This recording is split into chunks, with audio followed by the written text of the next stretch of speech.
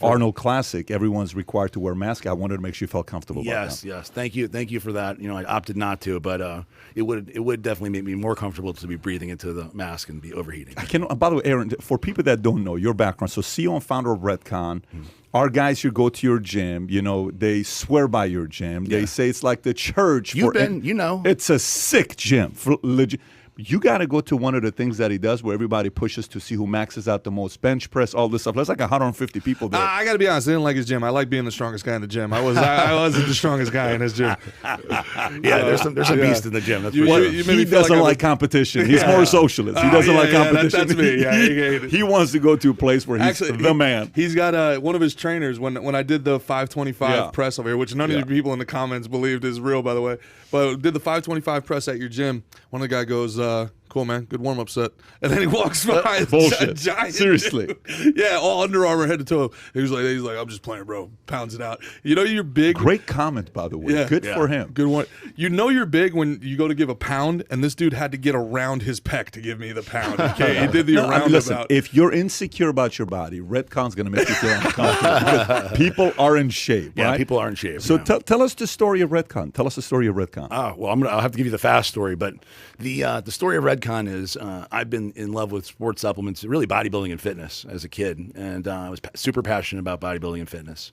And I kind of got lost along the way and had some problems with drugs, pretty bad problems with drugs.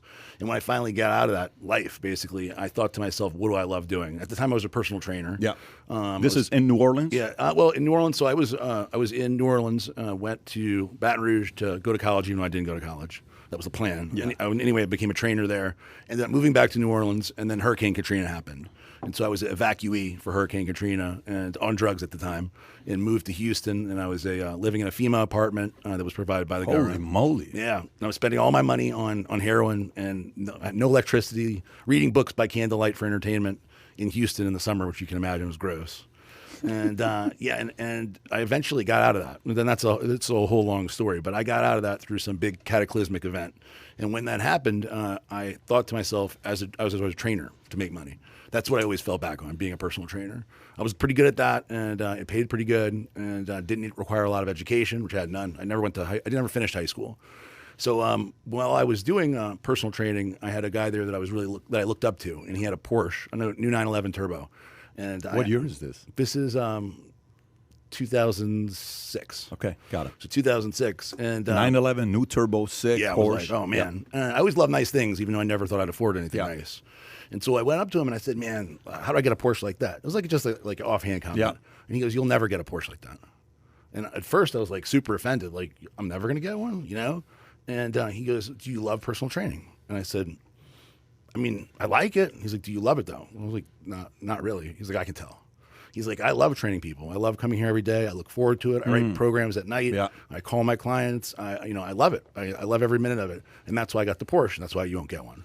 And I was like, damn. Because if what a perspective though. But when he said it, and how he said it, it made me really I felt it. Like, I was like, damn, he's right. I'm not going to get a Porsche. And so he said, think of the things that you really, really love and figure out how to make money doing that. Don't be a trainer because you don't love it. And I went home and I was real honest with myself and took a real mental inventory because I was in that kind of state of mind, just coming off of drugs, feeling like where am I going? What's the point of everything?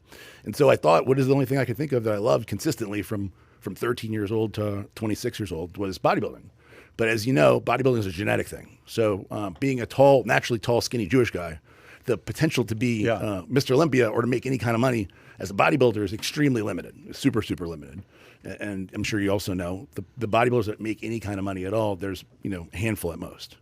So what's the right height? 5'9", 5'10", is that the height? 5'11" is probably the if you have great genetics, it's probably the Is Ronnie 5'11"? Was it Ronnie was 5'11"? Okay, got it. Ronnie Coleman's only 5'11"? Yeah. Yeah, but he's 7 feet tall white. Yeah.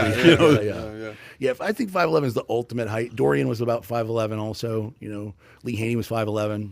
So that's probably the ideal, but you have to be able to fill it out, and at 6'2", 6'3", it's very, you have to be a very special, genetically gifted person. That was the number one reason why I walked away from bodybuilding? Too tall. Yeah, too tall. Yeah. It's just...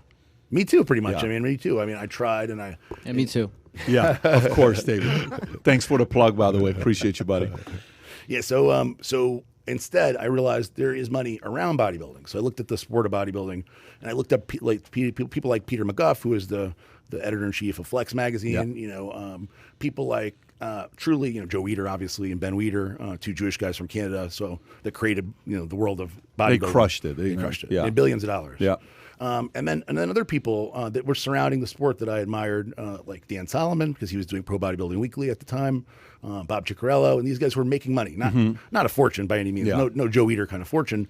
But I said, maybe I could do something like that. Maybe I could write. Maybe I could figure something out. And so what I did was I started right away, started sending articles to magazines for free. And I started posting on all these bodybuilding forums that really don't exist anymore now. We have social media. Instead of using a name like Swolegun69, I used Aaron Singerman, in hopes of nobody was doing that, unless you're a pro body, unless it was like Sean Ray or somebody. Yeah. Nobody ever put their real name. So I put my name in hopes of somebody noticing. And I would post any free time I had when I wasn't training people. I would be doing something actively to get into the bodybuilding and fitness world. And then I did. And we did a radio show, a podcast, 100 episodes of one called Off Topic Radio. And that led me to start working for Dave Palumbo at RX Muscle. Mm-hmm. And from RX Muscle. Good guy, by the way. Yeah, good guy, of course. He was my boss my last boss I ever had. And I worked for him, worked my way up from doing the podcast with him to covering shows all over the world with him to eventually taking over and being the editor-in-chief of the site and running really running the business. And during that time, I had a child, my first son, Asher, who's 9. I don't think you met Asher yet. What a name, bro. What a name, bro. Yeah. Seriously, what are the chances of that? Yeah. Asher, do you know the history of Asher? The name? Yeah. I think so. What's the history? It's an Assyrian name. Oh, yes. Yeah. It's King Asher. King Asher is a very powerful name. I'm writing a fiction book right now. The main character's name is Asher. Oh. Yeah. Very cool. Yeah. Good name. And Aiden and Elijah are my three boys. Beautiful names, bro. Thank you. Anyway, so when Asher when she was pregnant with Asher, I realized that I wasn't making enough money to support a family. And so for me, the dream was literally my whole life dream at that point was to make enough money having fun doing something I love doing. And I wasn't aspiring to, buy anything fancy. Had you gotten clean at this point? Yeah, I'd been clean. By the time I met Darielle, I'd been clean for a few years. So nothing good happened while I wasn't clean. Mm-hmm. So I was doing intravenous heroin and cocaine, and it was like a mess. Like legit stuff, like the, hardcore stuff. Yeah. Intravenous for I would do 100 injections a day of cocaine. Holy moly! 100 injections of cocaine a day. Yeah. Well, I was living with a girl who sold cocaine. So this is a whole story. Well, the guy did tell you got to do what you love. Yeah, so, I mean that was his advice. Yeah. Like the cocaine. Yeah. So I met a girl. This is before Darielle, obviously, and she sold cocaine. Her boyfriend or fiance or something had been killed in a drug deal, and so she didn't know what to do. She continued dealing with the people, not the people that killed him, but the people that he would buy it from. Yeah. And then it turned out all the gangbangers loved her because she's this little tiny white girl. And they didn't feel threatened by her. Yeah. So they loved dealing with her. And she can walk around Bourbon Street, no problem whatsoever. Yeah, this is in Houston. Okay, gotcha. You wouldn't want the little girl on Bourbon Street. It's kind of dangerous these days. But unless if you're with her. Yeah. With then 525 pounds. That's a lot of safety. beads. I got beads on beads. So that was the reason why. Is she ended up being able to give it to me for free. So that we had kind of unlimited supply. Eventually, the reason why I left and changed my life was a friend of ours died in her apartment, and we got into this huge fight because she wanted me to move his body. And I knew enough about, I've watched enough, CIS? Yeah. I watched enough. She wanted you to commit a massive felony. Yeah, she wanted me to move his body, which, he died accidentally moving his body. She wanted to take it down to the truck and drive away and leave it somewhere. What an appropriate guest right after Sammy Gravano. Yeah. This is very appropriate. Yeah. We just had Sammy right behind you. So this hardcore, man. I mean, that's hardcore. I mean, that's the literal definition of too much of a good thing or a bad thing, man. I mean, how long were you doing that for? I mean, you're very lucky to be alive, obviously. Of course. Yeah, of course. I was doing really the hardcore stuff for probably 4 years or so. Started with OxyContin and then kind of graduated up from there. Yeah. Really, I was doing OxyContin in New Orleans, but when we moved for Hurricane Katrina, I didn't know where to find it anymore. Yeah. And so I literally went to the hood and walked around and asked for heroin. Well, I've heard that story so many times. So many ex-athletes, so many guys I played with, great guys that You know, they were taking Percocet and they were taking Oxy just so they can play. They were never partying, anything like that. I've talked about it extensively.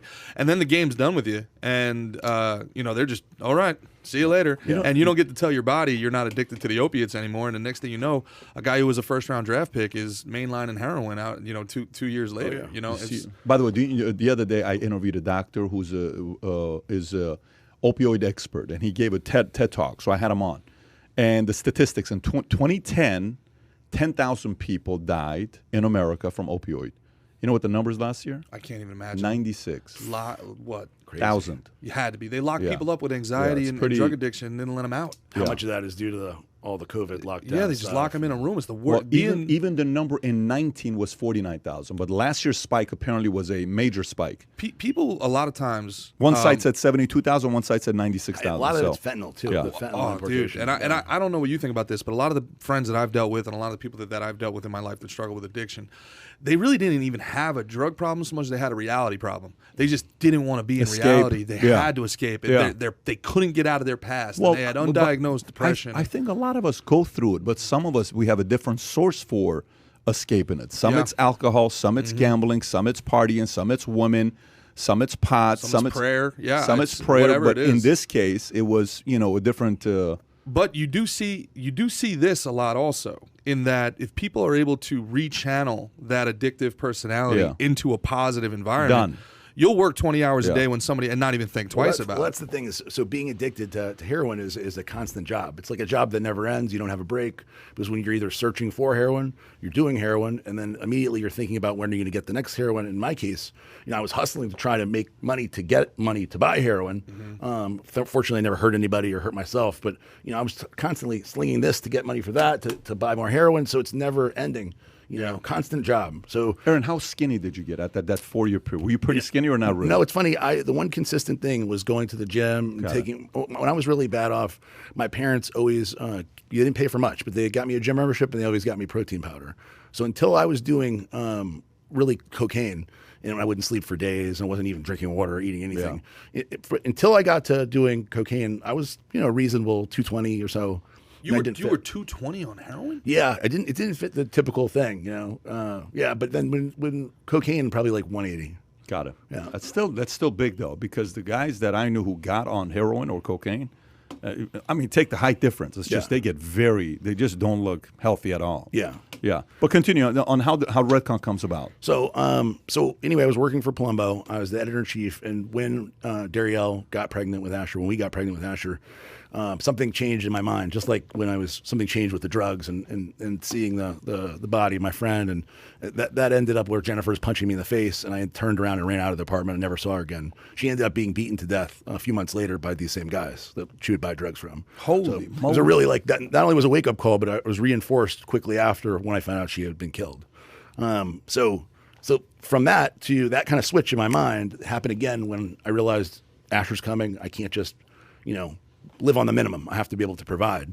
And so once again, I looked around bodybuilding and found who's making money in bodybuilding. It's sports supplements. And I've always loved sports supplements. I've always been into them. I was taking them. When I was younger, I thought they were the solution to everything. I always had to have the Acetobol and the best, you know. Acetobol and Wild Muscle Tech. Crazy. Yeah, that's what I needed. I mean, I thought that was the secret. If I just had enough Metrex packets, I would be like Lee Haney, you know? That's really what I thought. Animal Pack back in the day. Animal Pack. Yeah, that's really what I thought. So I was always into supplements and the science of supplements. And because of all the relationships that I built along the way with Dave Palumbo, traveling the entire world, basically looking for, you know, the next relationship, even though I didn't know it was going to be. I didn't realize I was networking, even though I was networking. And so as soon as I started looking around, realizing, okay, I can do something else, I started becoming more and more into marketing and understanding digital advertising sales and the possibilities with Facebook as they were just becoming, you know, monetizing Facebook. And so I ended up becoming the marketing director for a supplement company. And that supplement company, I was there for about a year and a half before we ended up being able to save up enough money to start our own supplement company. And that company ended up being the 27th on the Inc. fastest growing privately owned companies. And through that, I met a lot of other people celebrities like Kai Green, Dana Lynn Bailey, Rob Bailey, C.T. Fletcher, and I started making supplement lines for them. So I would design the line, I would handle the marketing, we would handle the fulfillment. White label type of model, or we come up with all new formulas. Okay, I do a whole new everything, Yep. and because most of these guys are getting, some of them, like Dana at one point was making like $4,000 a month from MHP. She should have been making $50,000 a month when she was at her height of her popularity. Yeah. So I said, very easy, like, hey, your fan base is already buying all these shirts from the company Flagner Fail. Yeah. Why don't you take that and cross promote it? You take those customers who are some days they're selling 20,000 orders a day on their site. Why would you get $4,000 a month to sell somebody else's supplements? May as well make your own, right? I can handle it all. So I started doing that and making other brands, and then Redcon1 started when the other company, when I left, I had a big partnership dispute in the past company, and when I left that, when I left, I did it instead of a non-compete, I did a compete. Like, hey, so I'm signing off, I'm going to compete against you, and my former partner didn't care because he just wanted to be the boss.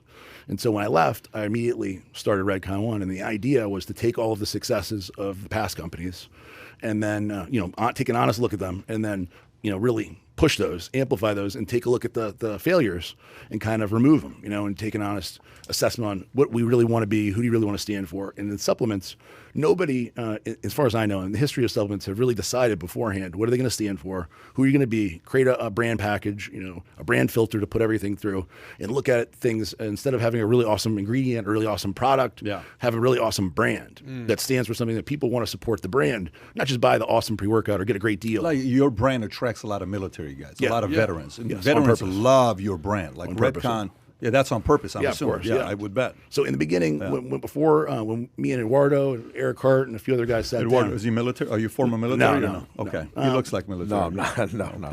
All right. So he looks like a chief of staff. How about that? Yes, he looks like a chief of staff. So anyway, when we sat down in starting another supplement company, as you know, there's thousands of supplement companies. I mean, it's a very competitive space. There's new ones coming out all the time, especially now. The minimum runs are small. So because people, like if you want to be the CEO of a supplement company, if you got $50,000, we can make it for you and you're going to be the supplement company CEO and you'll have your own brand, right? And as a result of that, you have thousands of brands every year that come and go. And I realized we had to have some differentiating factor that was major.